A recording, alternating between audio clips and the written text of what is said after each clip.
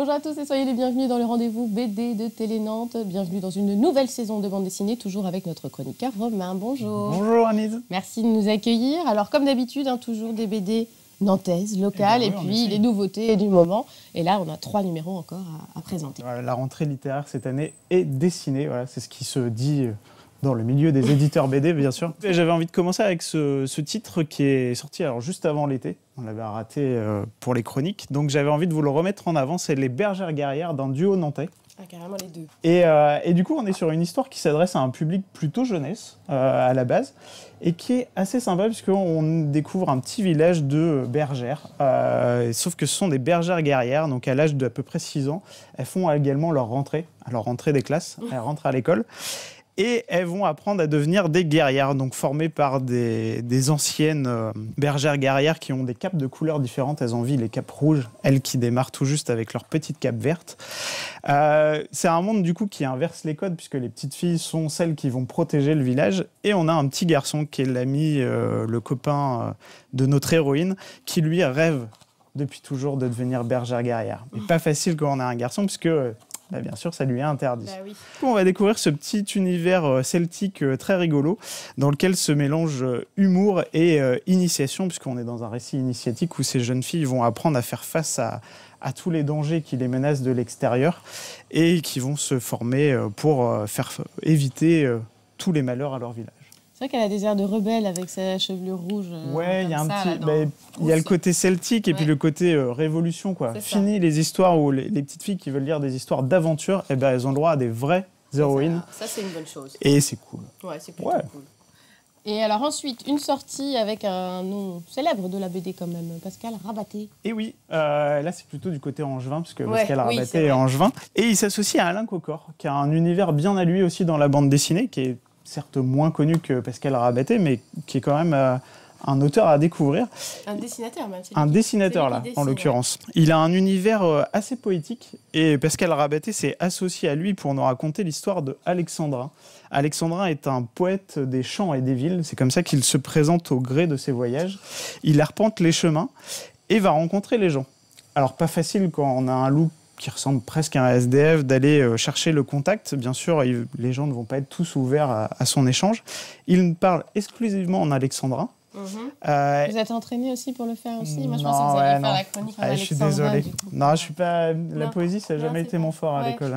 Et pourtant, vous avez aimé cette BD? Et pourtant, j'ai aimé. Parce que du coup, ce poète, en fait, va croiser le chemin d'un jeune garçon qui, on ne sait pas pourquoi, en fait, il se retrouve tout seul dans les rues. Il va le prendre sous son aile, sentant que ce garçon est un peu paumé, et il va essayer de l'initier à son mode de vie assez étrange et à la rencontre de gens. Ils vont croiser notamment une ancienne instite qui va les abriter le temps d'une soirée. Ils vont passer comme ça sans attache, puisque c'est vraiment leur volonté. Et finalement, c'est un mode de vie assez rigolo de prendre... de sortir du milieu un petit peu traditionnel et de ne pas rentrer dans les codes de la société, mais vraiment de vivre sa vie à sa façon. D'accord. C'est joli, on dirait du pastel en fait. Alors je ne suis pas sûr, mais je dirais plus de l'aquarelle. Mais il y a un effet... il faudra lui demander. Oui. Mais il y a une technique assez surprenante. En alexandrin. Et là, le personnage principal parle en alexandrin.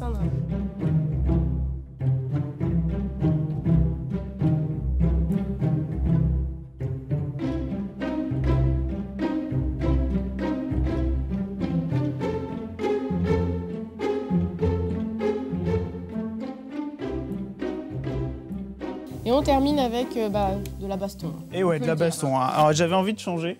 C'est-à-dire qu'après vous avoir proposé une sélection plutôt poétique, j'avais envie d'aller dans un truc hyper popcorn. J'aime bien appeler ça la BD popcorn, en référence au cinéma popcorn évidemment. Gun Blast Girl.